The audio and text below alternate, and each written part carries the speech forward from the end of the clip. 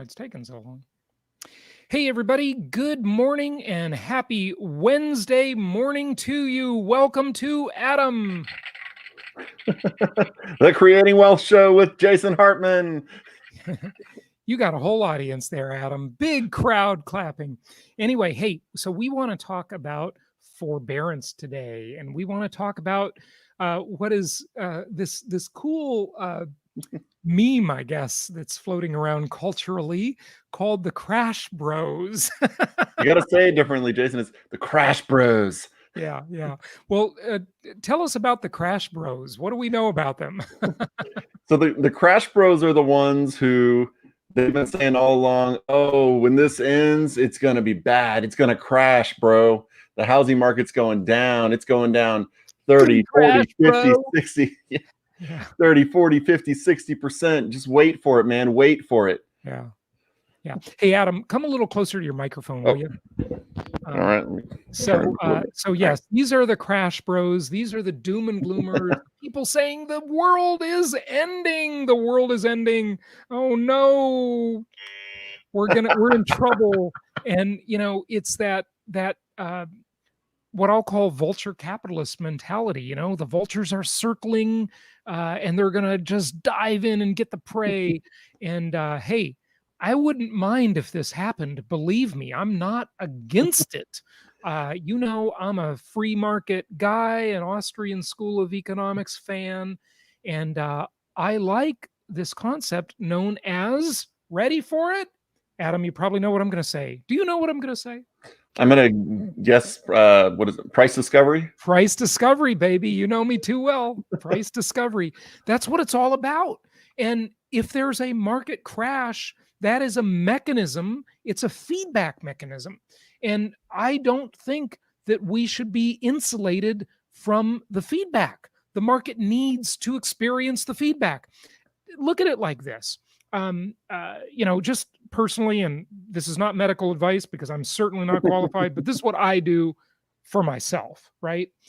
I do not like taking any pharmaceutical drugs, okay?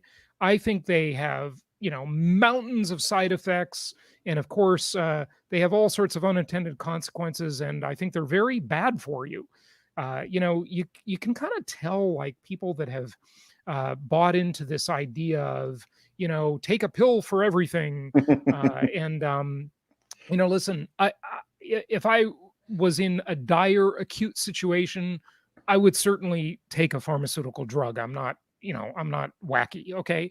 But I'm going to try to avoid that to whatever degree possible.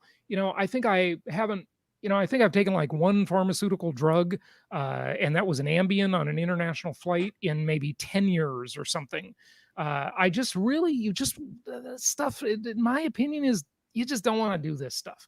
But again, I'm just telling you what I do. That's certainly not medical advice, but this, it's analogous to the marketplace and the real estate market, or any market, for example, right? If you take the pharmaceutical, you cover up the symptoms, and the symptom is an indicator that tells you, it gives you feedback. Look at, your body is telling you something. It needs something. And that's exactly what the economy does too. So, this whole idea that, these policymakers, government, central banks, they step in to fix all these problems, right? They're like taking the pill, right? They're covering up the symptoms. And initially, that makes it easier, right? Hey, take the pill, the pain goes away, but the pain is a message that we need to listen to. So, that price discovery mechanism is important, and it's important to let it happen, at least to some degree. Adam, what are your thoughts? Crash bro. You're not a crash bro, are you? Are you a crash bro? No, I've never been a crash bro. Never, never done that one. But it's kind of like taking. I mean, I don't know. Never. Don't say never. Like in 2008, were you a crash bro? No, this time around, I have not been a crash bro. Right, okay. So that's what I'll go with. But it's price discovery is kind of like taking the red pill in the Matrix, I believe. Yeah. There's the the red pill and the blue pill in the Matrix, right? Yep. Yeah. And the red pill lets you see reality, right? Is that Right. I never Yeah. got too into the Matrix, by Yeah. the way, The but only I know reason I everybody. remembered it just says, why, oh, why didn't I take the blue pill? And the blue pill keeps you, unknowing, oblivious to everything around you. Yeah, right. You don't want to go through life high.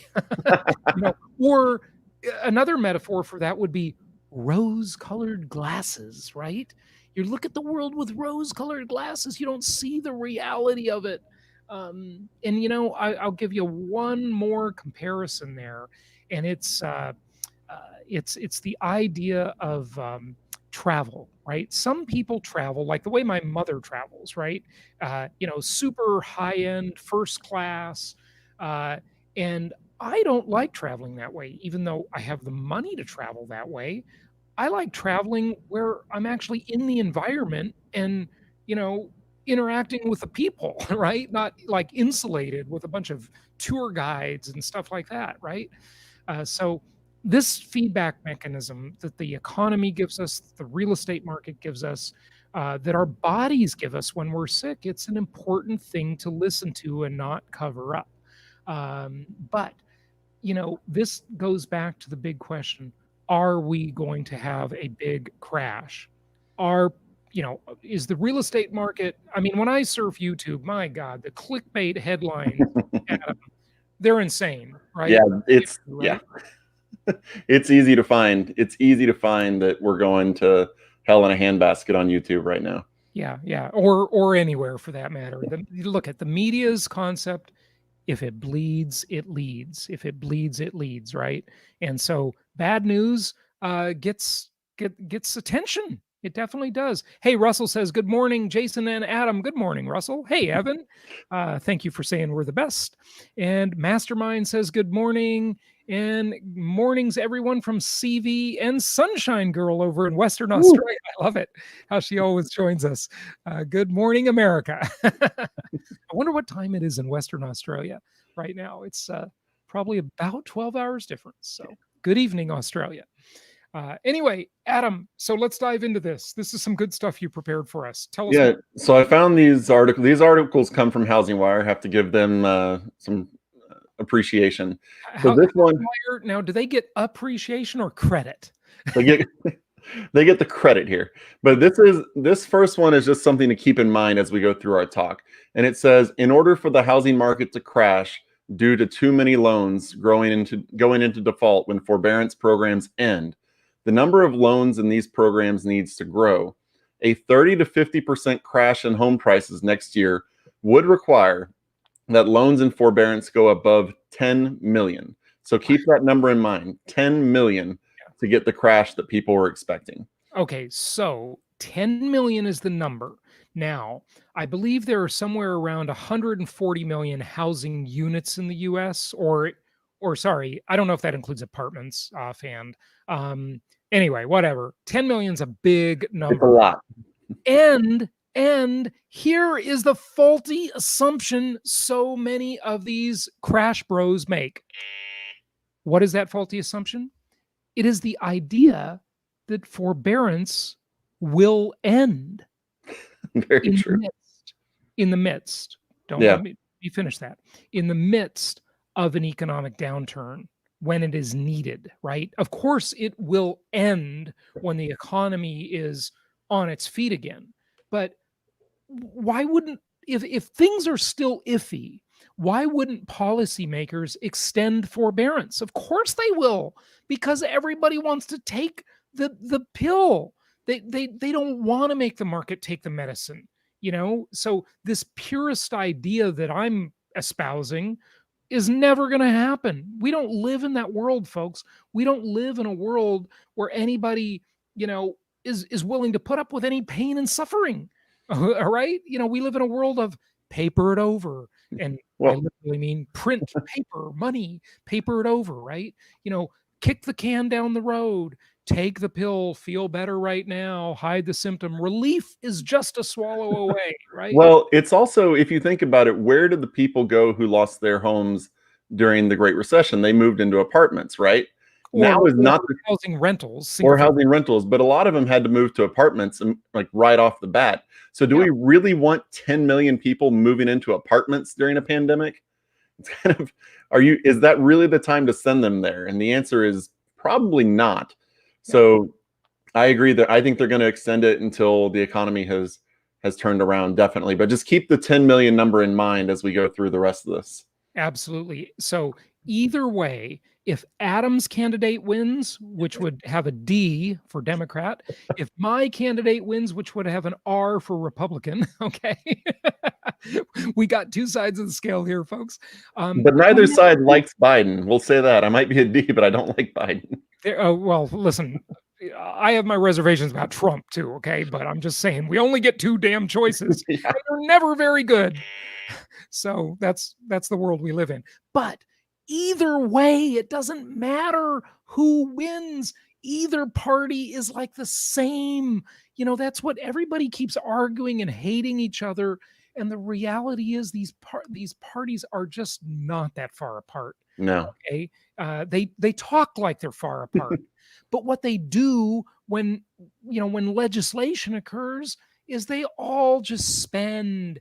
And yeah, either way, they're not going to want pain on their watch. Okay. Yeah, the budget deficit and the budget in general has skyrocketed under Trump. I mean, nothing for or against it. That's just a fact. Yeah. That the budget deficit has skyrocketed, and the Republicans are the ones who say that they want to curb that. So we're seeing it happen regardless of who's in office. Absolutely. And go back to George Bush, Bush number 2, right? The young Bush. W. Yeah. W. I love how they say W. I'm voting for W. It's weird. Anyway, talk about a spender. I mean, I used to say he was just a Democrat who believed in God, where most Democrats just believe in government. See? Yeah. Okay, so let's go into this, but let's say hi to a few more people before we do that. We got the UK is in the house. All right, UK, congratulations on your Brexit. Adam, I'm curious, were you in favor of Brexit? I was, but I'm in favor. Yes, I think it's going to hurt in the short term and be good in the long run. Yeah, I absolutely agree with you. See, there's so much common ground between different sides of the aisles. And okay, here you're talking to each other. I love it when you guys are talking. North Texas. Hey, Joseph. Hey, North Texas.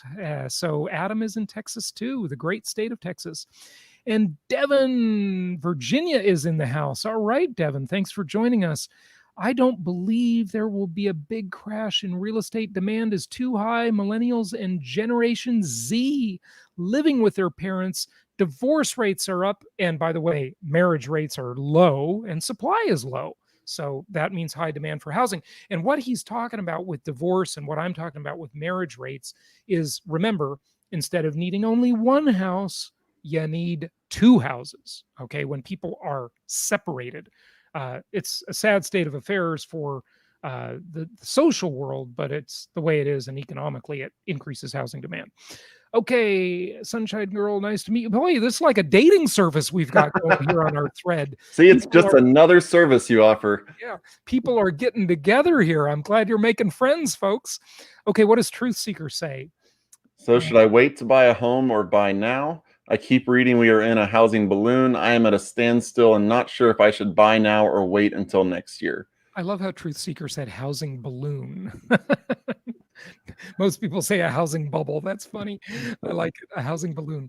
Well, yeah. I'm going to assume we're talking about investment properties here. Yeah. I think even housing, though, if it's not in a linear or if it's not in a cyclical, high-priced, high-density market, I think you should be buying even a house for yourself. Don't buy a property in New York City or San Francisco or LA or Seattle or even San Diego. I wouldn't do that. I would not buy expensive property, and I would not buy in high density areas. But if you're in a linear or a hybrid market and it's not high density, meaning there's not civil unrest or there's not a high chance of infection, I think you should buy. That's my advice, even if it's your own home. Okay. Okay, nice. Yeah. Our dating service, maybe you're talking about. And opportunist investors salivating over potential hardship deals. Yeah, well, Devin, keep listening. We got some more. Adam's got some more info. How about Cape Coral? I think Cape Coral's great. We're doing a lot of business there. Adam, what do you think about Cape Coral? We're going to talk about that today, right? It's we're going to talk about Ocala, but yeah, Cape Coral. I mean, we're getting great returns. I mean, it's appreciating. The rents are, everywhere pretty much that we're buying. The rents are having trouble keeping up with the appreciation, but they are growing. So it's been a good market for us, and I think we got a new duplex or two in Cape Coral recently. So Yeah, absolutely. Yeah, no, we've got some good properties in many of these markets we're in. Definitely Florida, definitely Georgia. We got some great properties right now. Not enough of them, of course. Good morning, Julian from Dallas. Okay, and here you're talking to each other about. proudly voted for Brexit. Hey, you voted for Brexit. Good job. Good job. Yeah, over those darn bureaucrats. I'm a crash bro. Oh, Russell, you were at our pandemic investing conference He's a on cash Saturday. bro. He's not a You're a crash crash bro. bro? Ah, you didn't say that. Okay, I'm kind of surprised, but A we'll cash see. bro. Yeah. Oh, cash bro. Oh, Yeah, he's not a crash bro. He's a cash bro. yeah. Okay. Thank you for correcting me here. See, I'm not even reading things. I'm making assumptions with my mind. Primary home. Yeah. Again, as long as it's not an expensive, high density market, I do think you should buy your own home.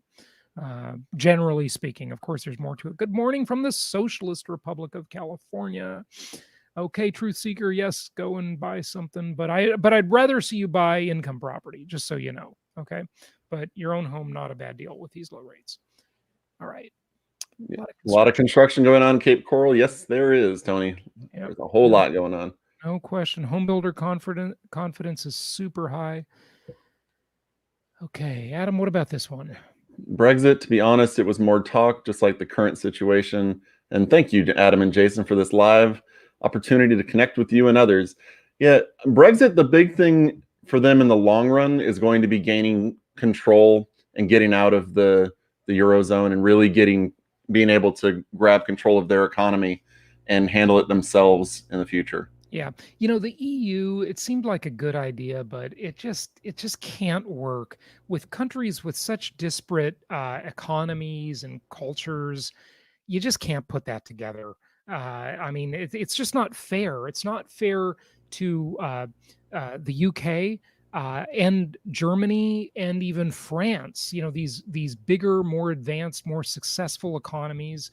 It's not fair for them to have to support slackers like Greece. Sorry, Greek people. No offense, but hey, listen, you guys have been living like in Italy, la dolce vita, okay, the good life, and you've been enjoying life, and it's just not fair to ask the harder working countries to support the not so hard working countries. So it's just not a viable thing. All right. What do we got here from the Sunshine Girl, Adam? Australian property market starting to recover. Western Aussie properties flying off the shelves. Yeah, that's for sure. Okay. Hey, Denver. Denver. Yeah. Denver, that's really, I haven't checked the property values in Denver recently, but based on how they were, it wasn't making a whole lot of sense for us. Just the cost run up was there and just weren't able to make it cash flow. Adam, I will tell you though, before you were on our team, we used to sell properties in Denver Right. through our network and through our platform. And let me tell you something, you couldn't even touch those deals today. I mean, Right. That's what I was saying is, right at the moment, it's too rough. yeah, it's too expensive. Denver is a hybrid market, like Austin, where Adam is, also a hybrid market. And those hybrid markets, remember three kinds: linear, cyclical, and hybrid. And those hybrid markets are too expensive. So Denver does not work for investment. If you're really set on buying a house for yourself, and it's not a real expensive house in Denver, I think you'd be okay. I'm giving a lot of leniency on that advice given these incredibly low mortgage rates. And here, TCH, is that like THC? No idea. I don't agree with buying right now. Okay, well, whatever. Okay. And what's this one say? Would love to hear thoughts on Orange County market. Oh, well, Jason will probably say bye, bye, bye, right, Jason? no, I'm not going to say that. I think, listen, I spent most of my adult life in Orange County. It's a beautiful place. Love Orange County, but people are fleeing California. There's a mass exodus going on. I think you're obviously getting a temporary bump, but I think the overall long-term picture is not positive for any California market. Doesn't matter. Now, there are many Orange counties around the country, by the way. There's Orange County, Florida. There's many others. I assume you're talking about Orange County in the Socialist Republic of California. And I wouldn't be buying there right now, even though I think prices will still continue to go up there as long as you're in good low density areas, and most of Orange County is fairly low density, suburban style. All right. I think people should look into high density because demand is low and inventory is high. There's no bidding war. Yeah, but you're too early for that one. I do think, by the way, this is a good thing, Adam, that this question was raised, because I do think there will be a time, maybe, I mean, it depends how the COVID thing works out, and it depends what the next, virus scare is going to be, because there will be another one.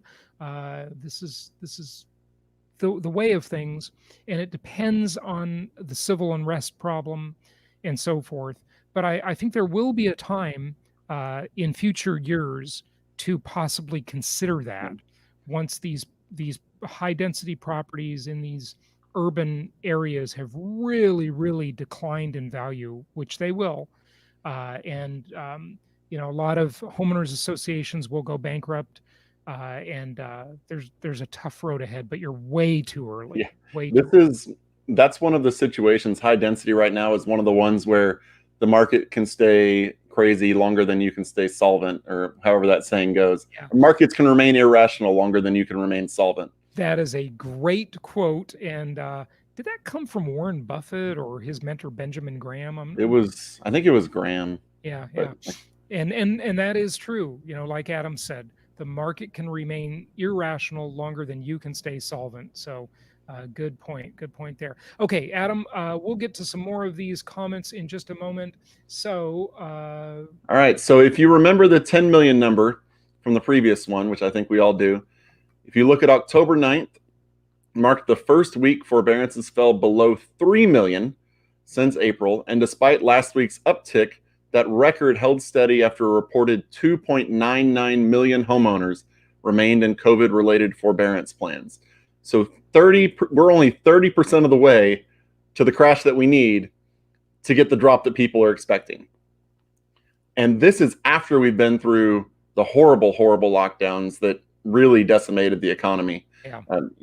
There may be another one coming down, but I don't remember if it's in a later slide or not. We only peaked at around 6 million back then, and I have trouble believing it's going to get 66% worse with the next lockdown. Yeah, I agree. I don't think people will tolerate another significant lockdown.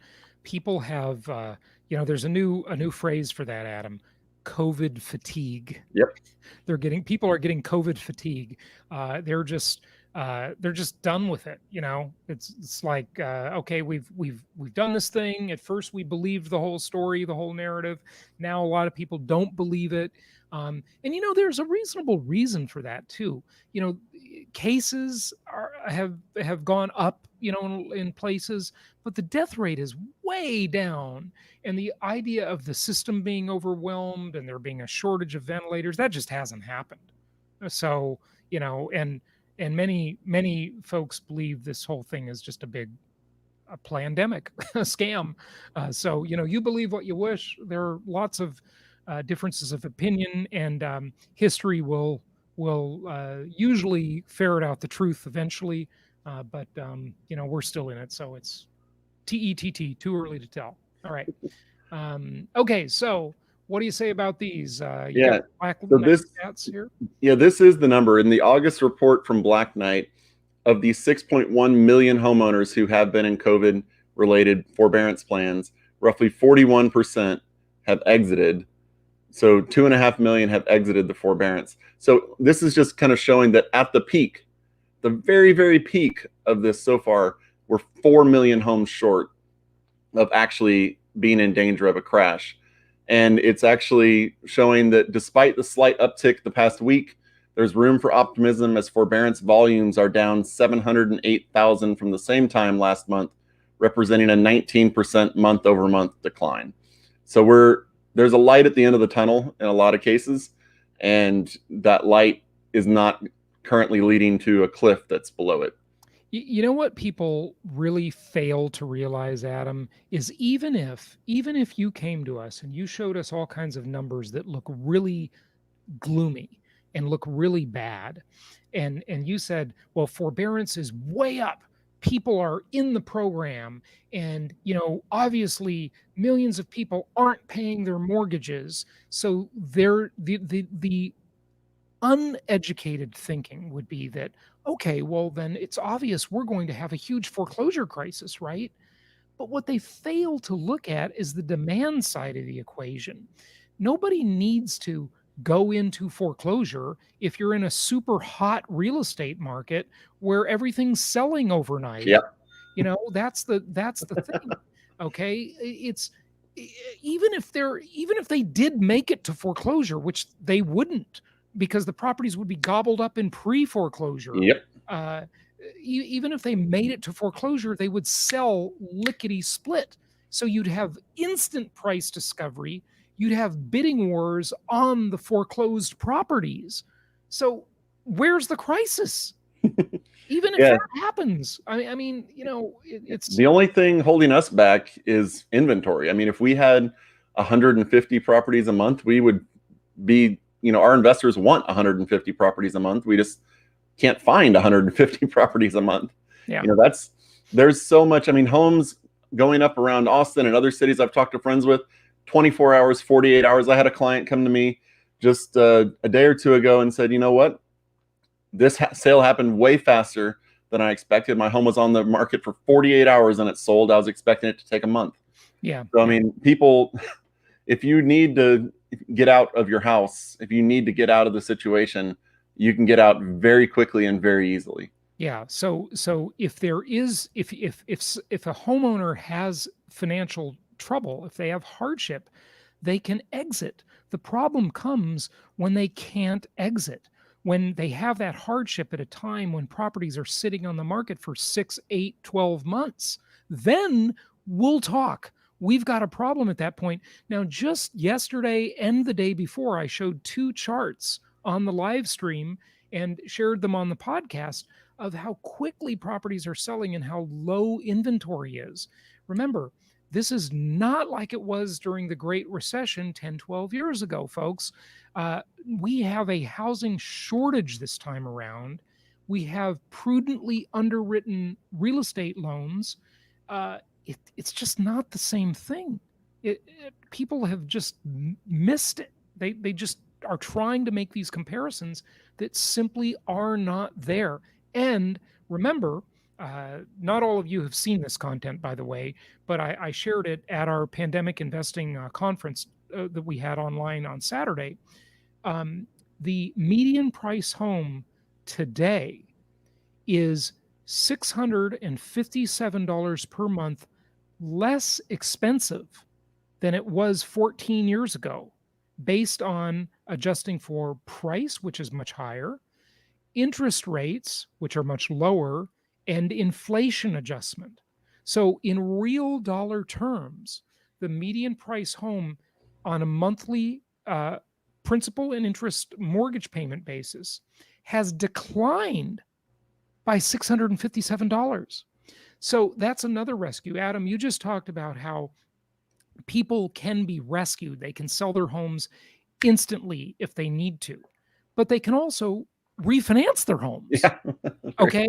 So they can just change the deal without even selling them a lot of times. Yeah. And yeah, so you have to remember, and we've talked about it on the show before, people have a lot more equity in their house. Right. So when you have a lot more equity, even if you can't get it out, Yep. you don't have to sell the house for as much to get out and not end up owing the bank a ton of money.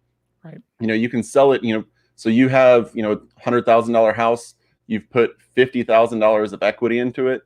You don't owe that much on your property. And at this point in time in this market, you can sell that house for $60,000-$70,000 and be just fine leaving the bank. What do you mean $60,000-$70,000? I'm saying you don't have to sell it for the whole 100 to get Right. out because you don't have any equity in the property. And what you didn't mention is that the lender, if they sense that there's a hardship or they're going to be stuck with a bad property, they can even do a workout or a short sale for you. Okay. Now, I haven't seen a ton of activity on that, but it is happening a little bit. And they might just modify your loan so that they'll just give you a lower rate. Some lenders are doing that, and that was pre-COVID. I was reading articles about that they're just basically doing not refinances, but loan modifications for people to just keep them in the fold. Okay, so and that was even pre-COVID. Hey, scrolling across the bottom of the screen is a webinar that people have really loved that we've been putting on. It's a brand new webinar. It's only a couple weeks old. It's a new advanced asset protection and estate planning webinar. You can go check that out at jasonhartman.com/protect. jasonhartman.com/protect. And he offers, the lawyer that does that offers some really inexpensive ways to set up LLCs, trusts, family limited partnerships, all kinds of really cool vehicles that can help you protect your assets and plan your estate so that the government does not take all your money when you pass. I know nobody wants to talk about that stuff, but hey, we're all mortal, so you should plan in advance, okay? And definitely plan to be around and protect your assets while you're here. Okay, so Truth Seeker says South Carolina houses don't stay on the market very long. Yeah, no surprise there.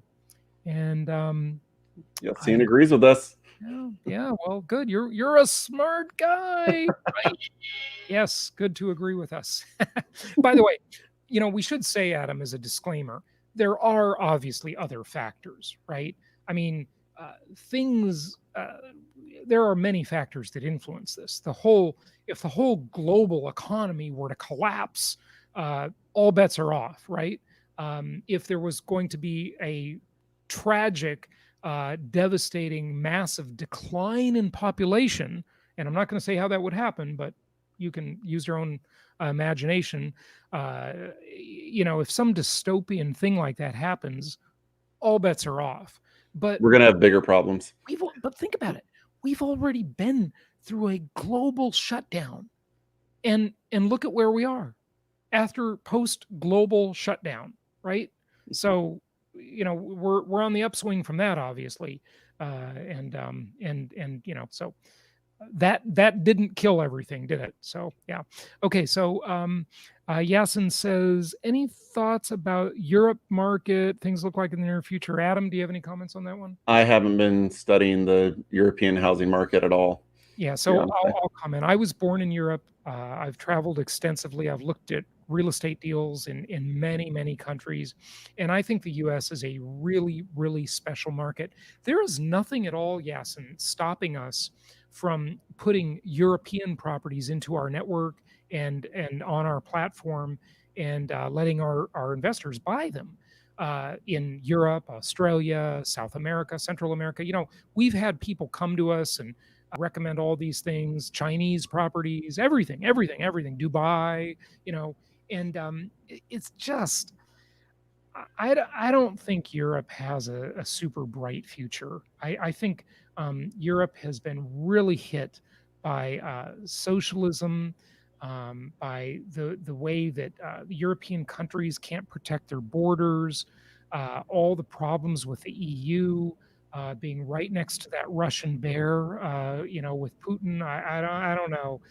I would really look at U.S. properties. I think you're much better off. The U.S. has a much more a more consistent rule of law, much more transparency, and much less bureaucracy on transferring properties, much more data availability, just a lot of things that are a lot better. And almost every European property, by the way, tends to be a high density property. okay? Because Europe was built on a totally Yeah. different concept of urban geography.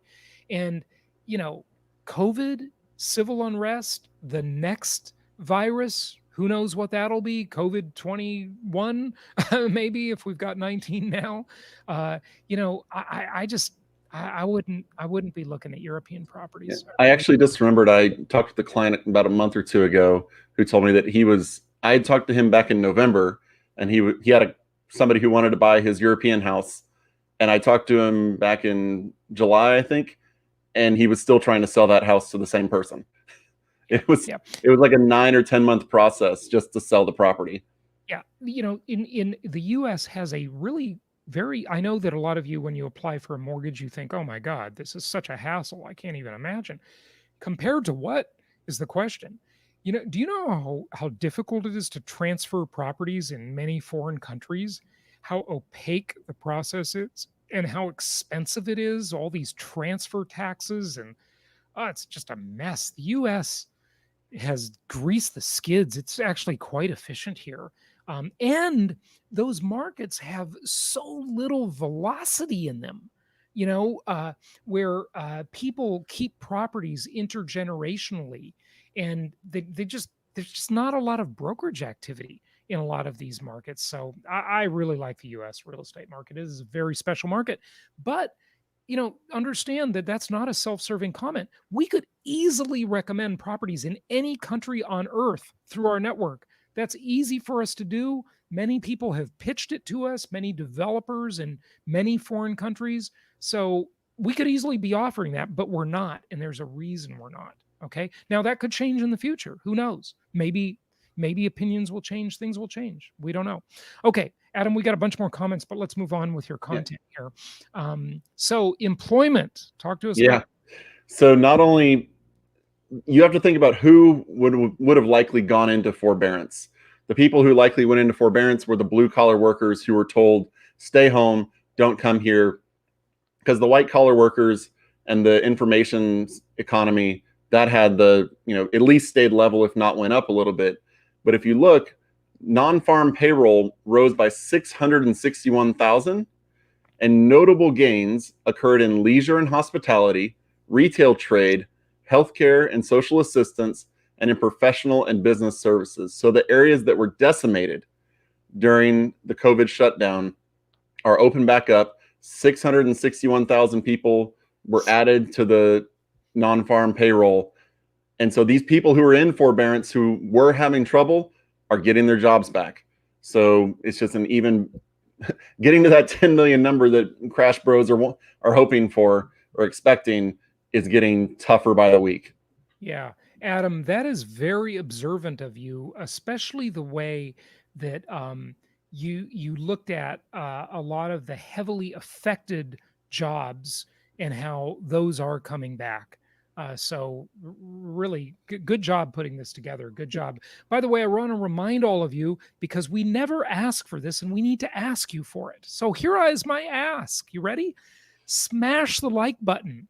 Okay. And if you're not a subscriber, be sure to subscribe so you get the updates, turn on the bell notification, but click the like button. We love your comments, but don't forget to like. Okay. That helps us with the algorithm in all these, Orwellian social media platforms. Okay. So let's All talk right. about some actual properties.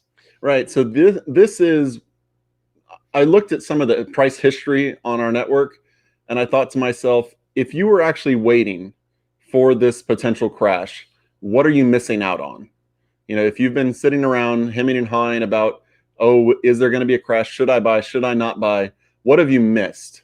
So I took two properties. There's one in Talladega. We're going to do one in Ocala. And I based their price history on what's happening. So this was July 20th of 2020. There was a property in Talladega, new build, a 3-bed, 2-bath, 1,000 square foot house was selling for $119,000 or $119,900. Okay. I think there's kind of a discrepancy, but I think it was $119,900.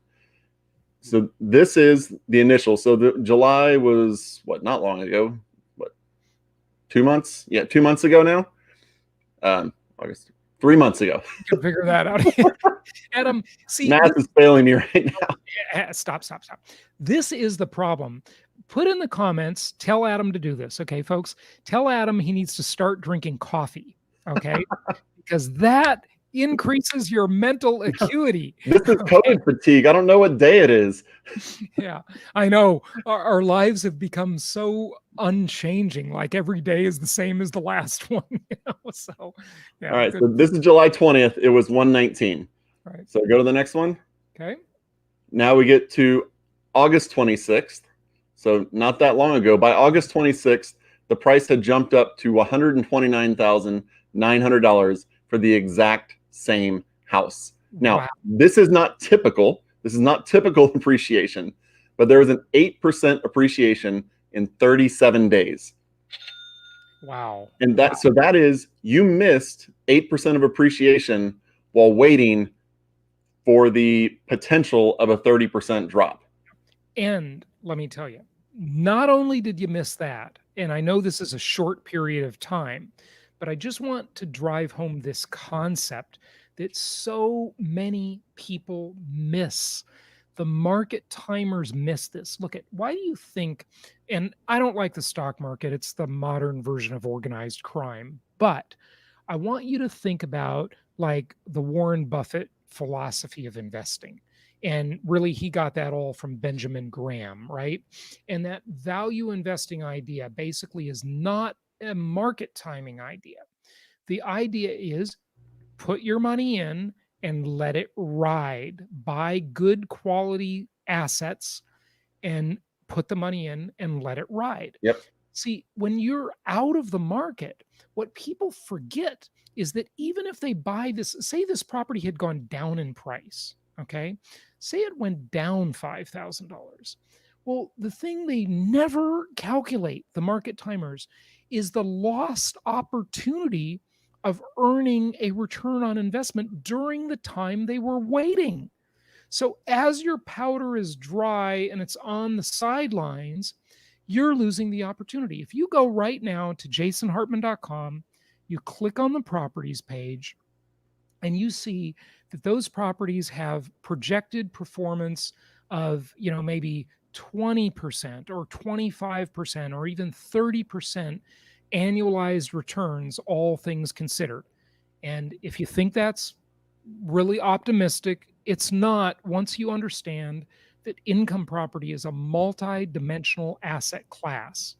And if you want to understand how to read the performas and do the math, just go to jasonhartman.com and watch that free 27-minute video on the front page of the website. It takes you through every single number on these performers. And I don't mean the one you're seeing on the screen. I mean the big performa that's got, I haven't even counted the number of metrics on there. I need to do that. But it's probably got 40 different metrics, maybe. I don't know. 30 to 40 probably. Yeah. And you will understand the calculation behind each of those different metrics. All right. And you're losing the return while you're out of the market. That's the dangerous part. And the most dangerous thing about it, Adam, is that people don't consider it. Yeah. It's crazy how blind they are to that. They're just blind. They think of it in such elementary terms. They think, well, if I wait a year and I can get a property for 20,000 less than today, then I'm 20,000 ahead. But you forgot about the 20,000 you lost by waiting from return on investment. Yeah, just looking at this, if you think about it, it's expected to cash flow about $200 a month. So even if you didn't buy until a year later, you're looking at, so say next July. So you're looking at missing out on around $2,000 in cash flow, around $1,000 in principal pay down. You're looking at all of the mortgage interest you could write off, and you're looking at all the tax benefits that you could have gotten from it. So you're out at least $3,000 just in cash flow and equity, not even to mention any appreciation that happens between now and then. And not including the fact that you can help your taxes out a whole lot by buying it. Right. And the worst part is, what if you're wrong? Yeah. What if you're wrong and it doesn't go the way you want it to go? and the market actually appreciates. Okay. The crash bros might be wrong. The crash bros are wrong so far. That's for sure. Okay. Yeah. So you think, you think Talladega, okay, maybe that's just one market. So we look at Ocala now, and we've had this property in various forms, or this exact property at various prices since February of this year. They've come out with several rounds of them. So the first one was $159.9 and $118 per square foot. So that was back in February. Okay. Let's move to the next one in September. So that would be 7 months later. If I'm doing my math right, which I'm pretty sure I am now, that same property is up to without coffee is up to $165.9 or $122 per square foot.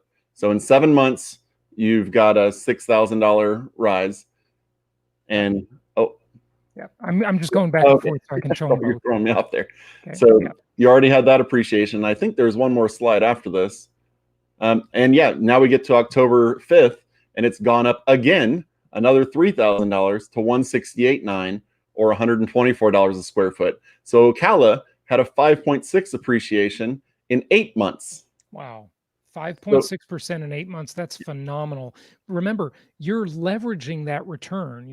Hopefully you're financing the property, and you get a leveraged return on that. I mean, that's like a phenomenal return. You can't touch that in other assets because of the benefit of the leverage. So yeah, good stuff, Adam. That's what you're missing out on by waiting. And if like Jason said, if you're wrong mid next year, late next year, you're going to be kicking yourself pretty hard. Yeah. It's like the reluctant investor's lament. I hesitate to make a list of all the countless deals I've missed. Bonanzas that were in my grip, but I watched them through my fingers slip. It's really amazing. So income property is the most historically proven asset class in the entire world. Okay, so let's say one more thing about these properties.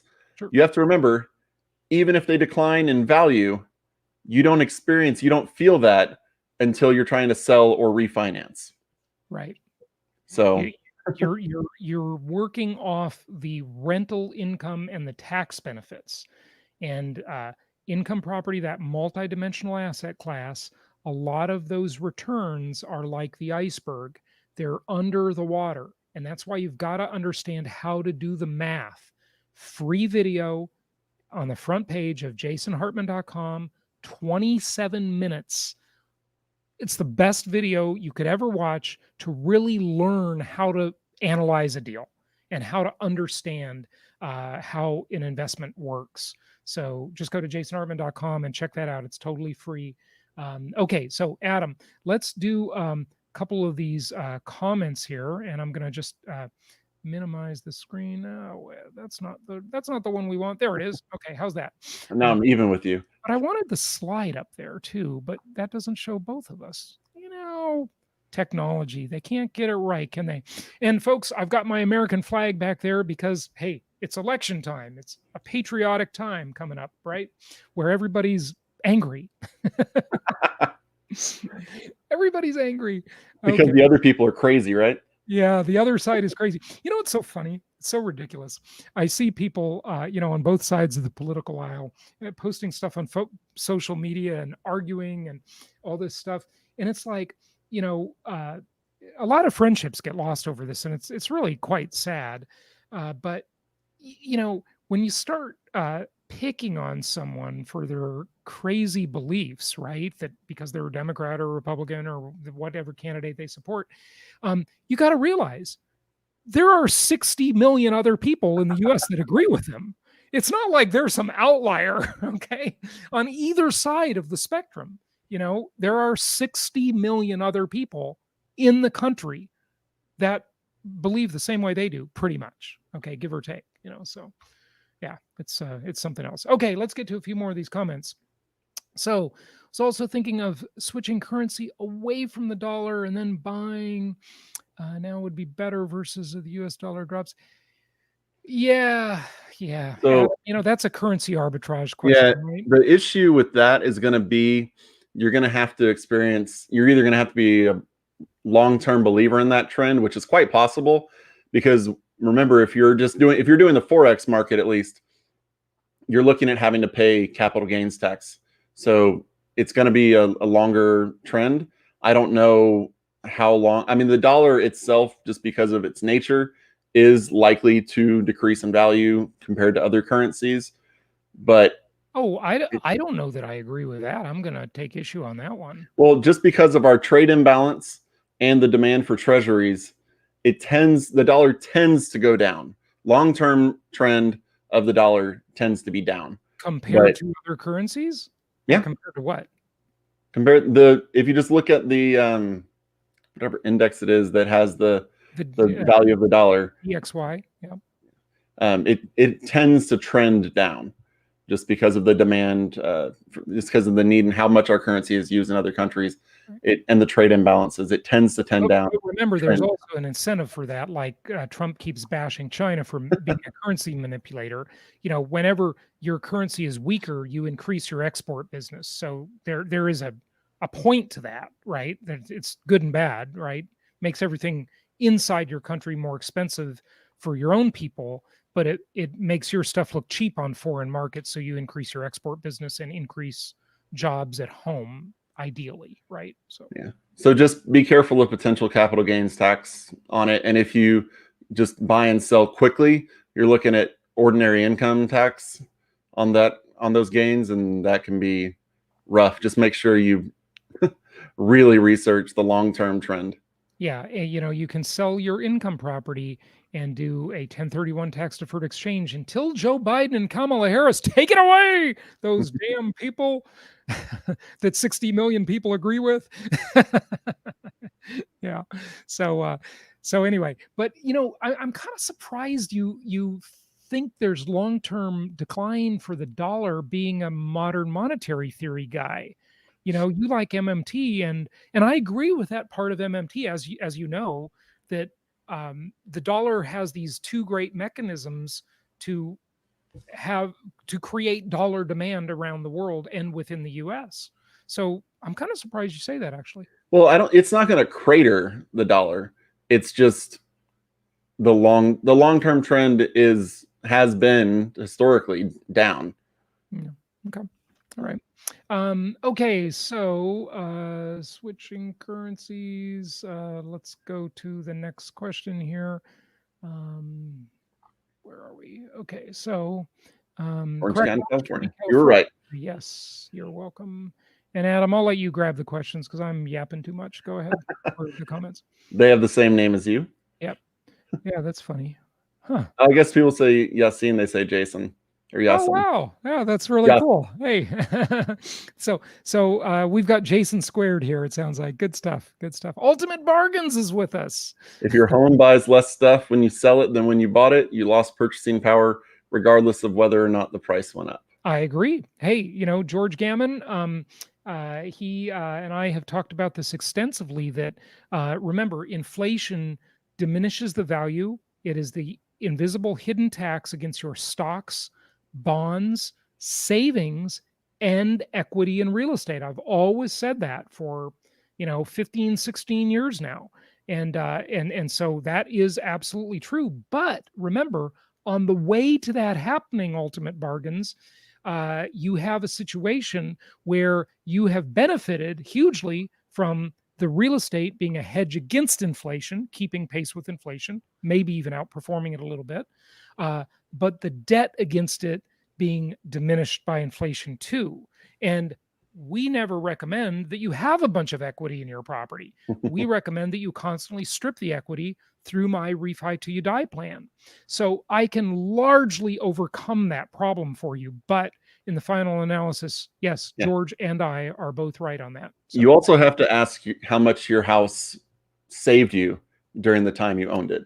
How much return it gave you. Yeah. Well, not only that, but just how much was I able to write off in taxes during the time that I own this property? So it's going to be greater than it looks just on paper.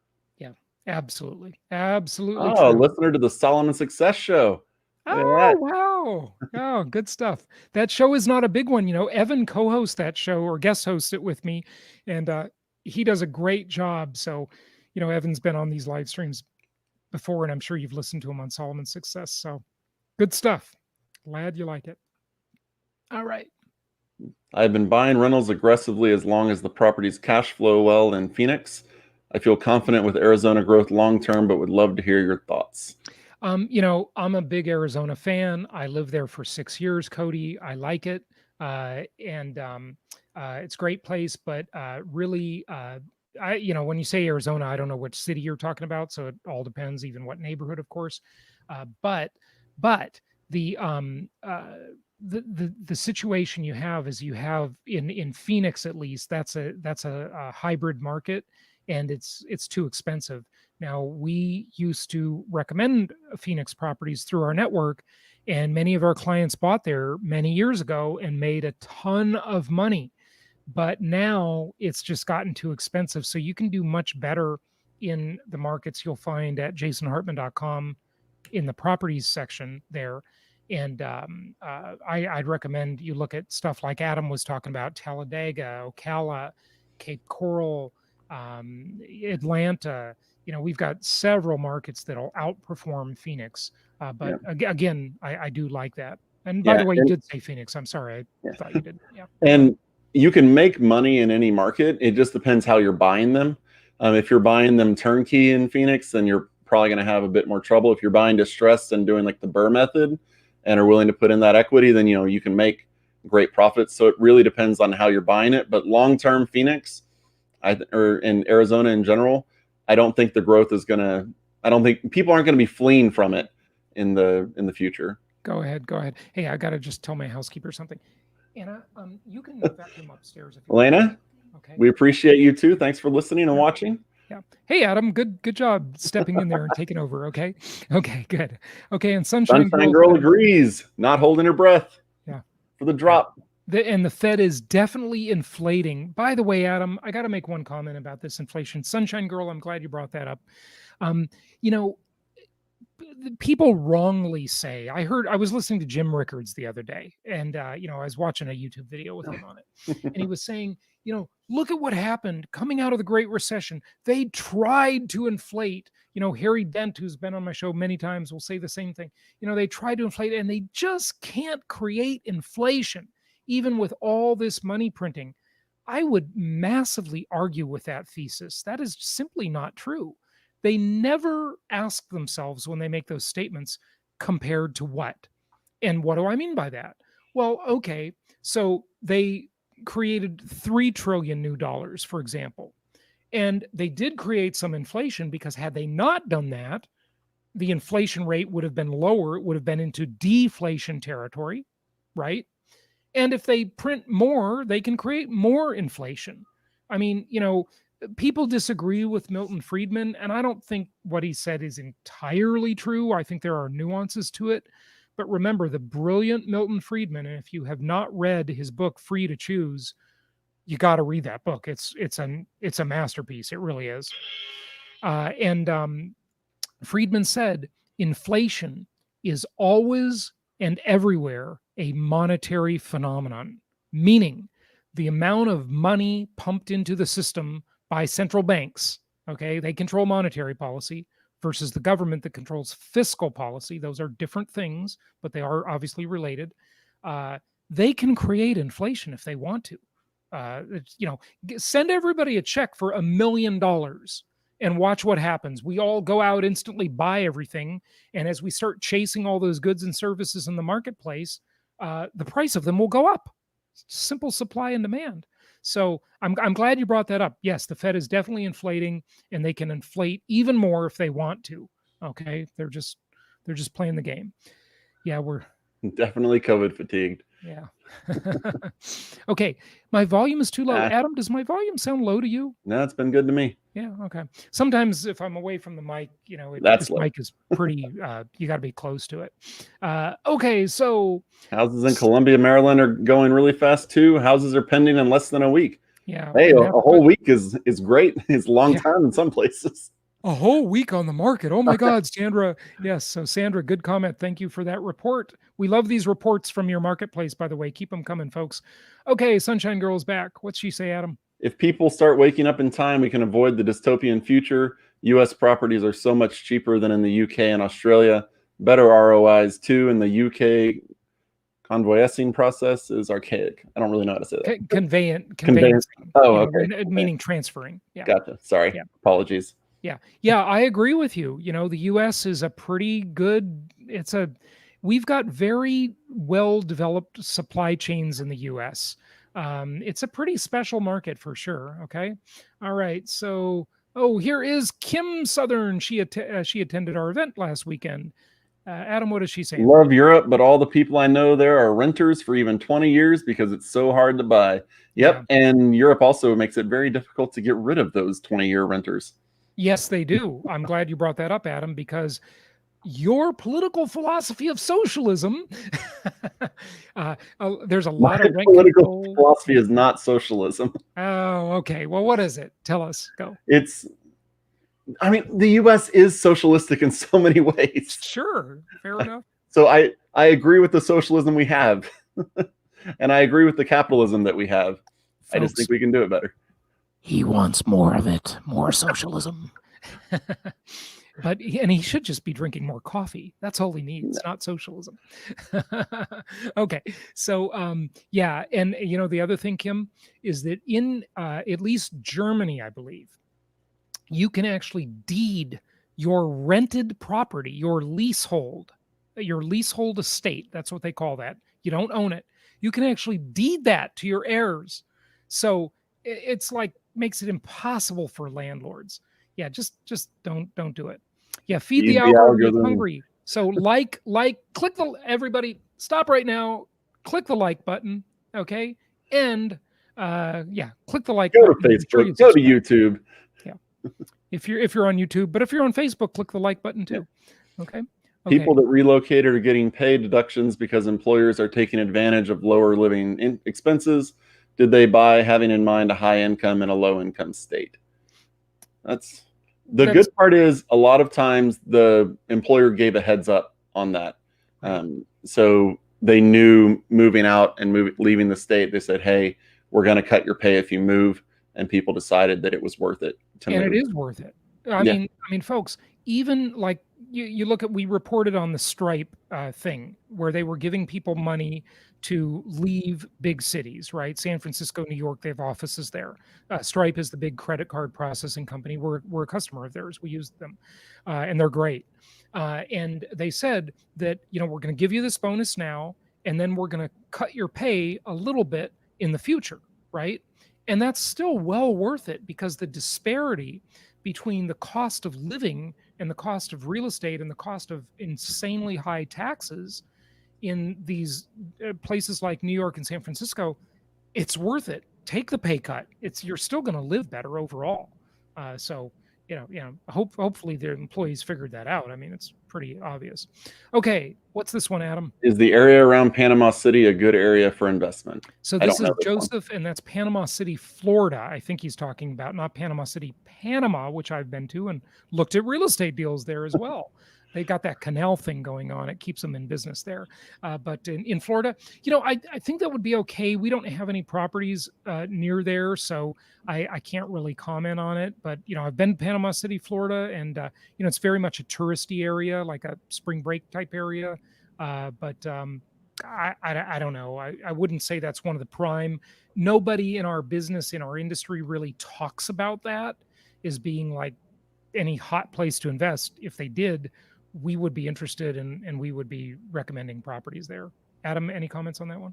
Yeah, I would just say right now, if a builder is not talking about it, then it may not be the best area for investment because builders are flying all over Florida and getting whatever they can. Yeah, no question. Okay, what's Julian say here? Previous debt from a high income environment now getting paid in low income state. Oh, you're talking about just your home debt you probably came out at least even, if not ahead, if that's the debt you're talking about. If you have high consumer debt, that's going to be a serious problem. Yeah. And that's a serious problem no matter where you are. Yeah. You don't want to have consumer debt. Just a thought on that, Adam. When I was growing up, I remember this, like my best friend at the time, his family spent money on the appearances of wealth. And my mom, growing up on a farm in upstate New York on a dirt road, being poor, she really like was much more into creating wealth by saving capital and then investing in it. And she had the right idea, but the other family always had better stuff, better clothes, better cars, and I was always like jealous of that as a kid. I wanted all that cool stuff too. But and this is a lesson. Most people go into debt over the appearances of wealth rather than the things that create real wealth. Okay. And it's like the guns and butter concept, meaning that, butter, that it tastes good. It's enjoyable, right? Anything enjoyable, that new car, that closet full of clothes, those expensive vacations, whatever stuff you like to spend your money on. But you've got to save money and create capital for investment. That's the key to real wealth. So don't spend your money on the appearances of wealth until you're wealthy. Okay, then you can. But when you're not wealthy and you're trying to get there, you want to spend your money on things that create income and create wealth, like income properties, obviously. Okay. And Adam, I think we got to wrap stuff up here, but we got to just a couple more. Let's go through these fast. I'll let you. Some of the homes I viewed in Perth last weekend had 5 to 10% added overnight to their asking prices by Monday. Wow. Seen 10% uplift in these neighborhoods in under 6 months. Money in the bank lost value, absolutely 100%.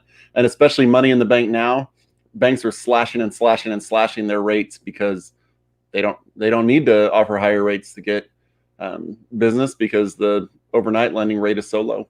Yeah, that's a good point. And this is all over the world. Where you have these incredibly low, basically negative interest rates. Markets are booming. They definitely are. Okay, Truth Seeker. Oh, Russell's talking to Truth Seeker. So, yeah. There's definitely a housing boom in the cyclical markets, but most of us are investing in housing. I'm assuming you meant to say boom, but most of us are investing in linear markets and prices are rising, but there are deals. Yeah, definitely the linear markets are where you want to focus, folks. They're much better. And those are the markets you're going to find at jasonhartman.com in the properties section. Okay. Truth Seeker is new, so welcome, Truth. All right. Welcome. Oh my gosh, we have so many more comments. Adam, do you need to go? I can go for a little bit longer. Okay, let's go for a little. Let's just buzz through these. And when you read them, can you read the name of the person too? So we... Yeah, Russell Peden says, Jason, I'm relocating to Lake Chapala. I don't know how to say that name in Mexico next June and want to change my permanent residence address to a no income tax state. Trying to decide which state is best. Ideas? Well, hey, Adam and I both live in probably the two best, right? He lives in Texas. I live in Florida. So either of those are the best, I think. But, there are other no income tax states, Washington, Wyoming. It depends if you can tolerate cold weather or rain or what you like. Do you prefer bugs and humidity? Well, he's not going to be living there. Cold weather. Well, you better be living there. Okay. Yeah. Because that's the law. There. Okay. Yeah. So, yeah. But yeah, Texas is a good one, honestly. Absolutely. Yeah. And there are many other things that make those states friendly besides no income taxes. Okay. Okay. So Kim. Oh, it's nice to see us on opposite sides of the aisle getting along. We do get along. We even respect each other's politics somewhat. We do, and this is how it should be, folks. You shouldn't hate people just because they believe something different than you. First of all, people change their beliefs a lot of times over time. When I was in my 20s and didn't know anything, I was much more liberal than I am today. You know what? Somebody just Adam, I'm throwing that one in just like that's an undercover insult. Okay. Yeah. Somebody just commented down below saying Wyoming sounds good to where to put your permanent residence. It's also, you might want to look into and talk to even Bob Bloom, the attorney that Jason talked about with the asset protection, about where it might make sense to put your permanent residence if you're also protecting the assets that you have in real estate and everything else in your personal life. And I can basically give you the answer to that, but the webinar, jasonhartman.com/protect, but Texas and Florida are really good like that. So you might just want to take that into consideration when deciding where to go. But Peter wants to know, it seems that you don't consider the possibility of interest rates rising, but what if they did? Oh, sure. I consider that. I mean, rates ultimately have to go up. These rates are artificially low. The interest rates we have are fake news. Okay, to use They're a fake news, but well-worn, they're real. they are real, but they're not. Well, what I want to say, they're subsidized. Yeah, Okay, which makes them fake too at the same yeah. time. Because But Peter, the reason we don't really talk about that possibility is because all of the signs that we're getting from our government, from the Fed, from all of the powers that be, is they're not concerned about inflation. They're not concerned about pretty much, they're going to worry about it later. So the properties that we're locking in now, especially getting that 30-year fixed rate mortgage, right now we're pre-selling homes in Florida that aren't going to close until mid to late next year. But all of the signs are pointing to mid to late next year being roughly what we have here. And it's also why on the pro formas, you'll notice we're much more conservative than you're going to see. Like, I think most of them right now are either 4 or 4.25 when it comes to your 30-year fixed rate mortgage. You're not going to get 4 or 4.25 right now. You're going to get 3.5, maybe 3.25 potentially. So we try to stay conservative so that if things get worse, you're not completely out of line. But even if the rates go up to 5 or 6%, these properties are still going to cash flow. They're just not going to return quite as well cash on cash wise as they would have at 4%. right, and remember something too, though. You get that mortgage today, you're going to lock it in for 3 decades. Yep. You don't have to make the last payment, or I should say your tenant doesn't have to make the last payment on that mortgage until 2050. Just let that sink in for a moment. That's 3 decades that you get this low rate fixed, and these rates become a giant asset to you. It's, look at it like a bond. Once you have a bunch of these super cheap low rate mortgages, you want interest rates to go up, because then everybody else coming after you has to pay more, and you've got an asset that you've locked in. Okay, it's just like a bond. Remember, interest rates and bond prices are it's this inverse relationship, right? Same is true here. Think about it.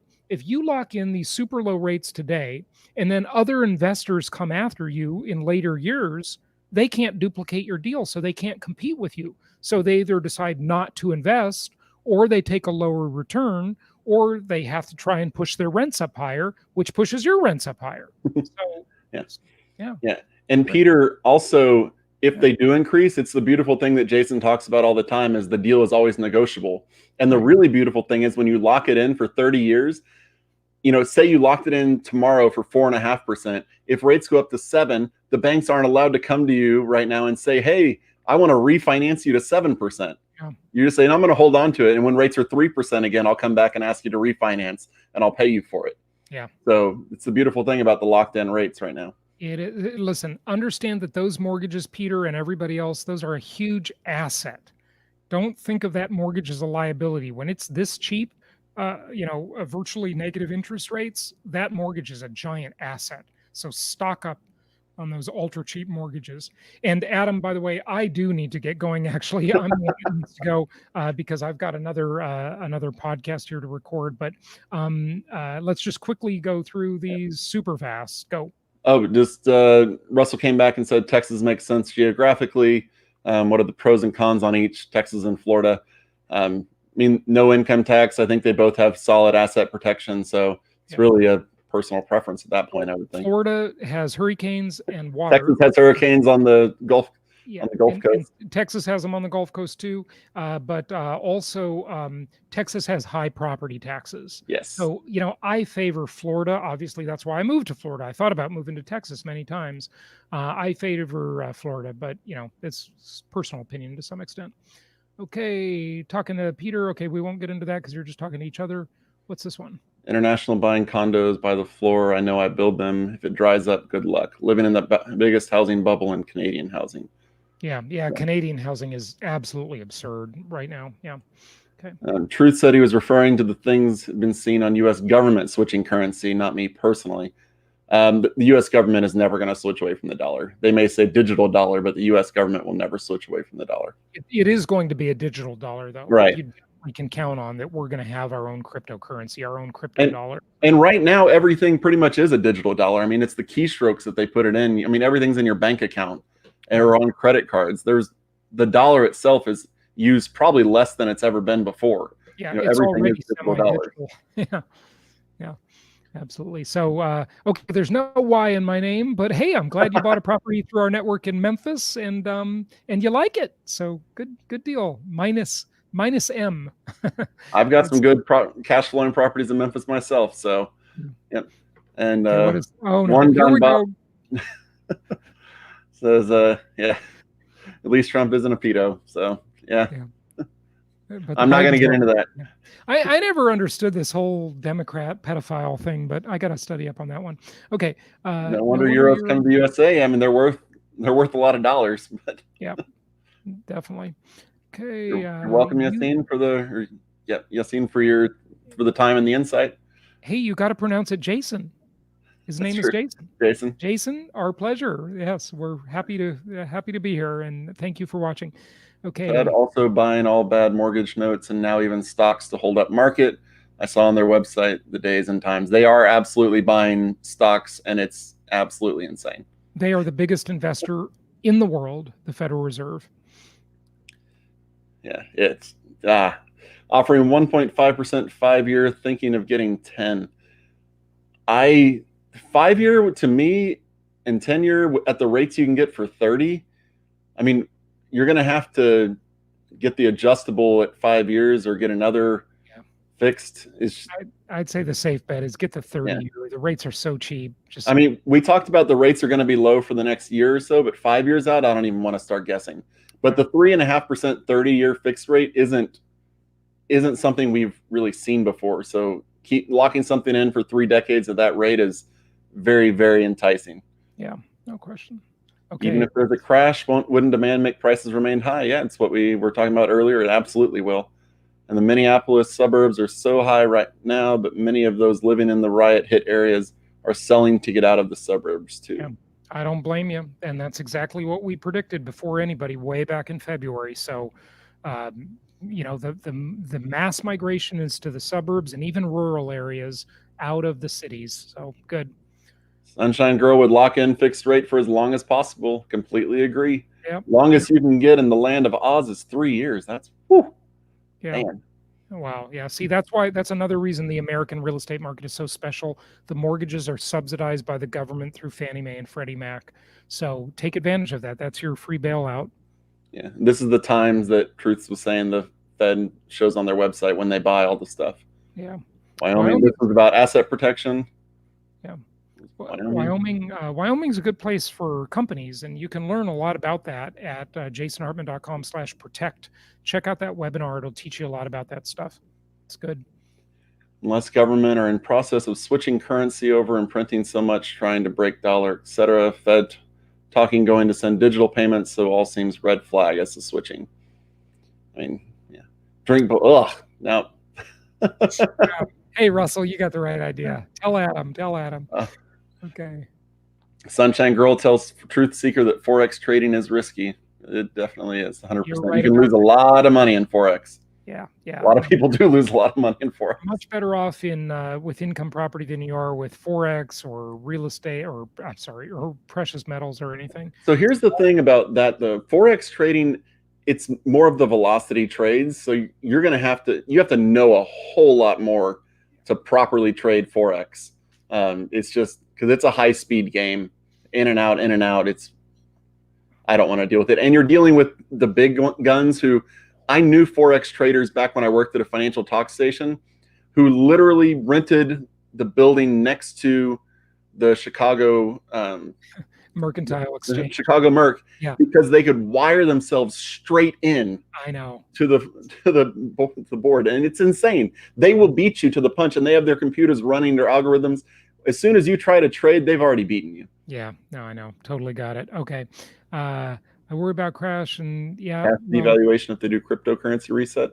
There's no shortage of things to worry about, but look at just buy income property and get a long 30-year fixed rate mortgage and you'll be pretty good. So with that, Adam, the last comment here is I thought you had to go, and I do have to go. So Yeah, but you got them rambling, people. yeah, you did. I like this too much. All right, Adam, thank you so much for gathering that information. That was fantastic, and thanks for joining us today. And thank you everybody for listening and watching. Be sure to go check out that webinar, jasonhartman.com/protect, and also that free 27-minute video on the front page of jasonhartman.com. It'll really help you understand this stuff a lot. And Adam is one of our great team members, and he's available to help. So you can reach out through the website, and we'll talk to you soon, folks. Happy investing to everybody. Thanks, Adam.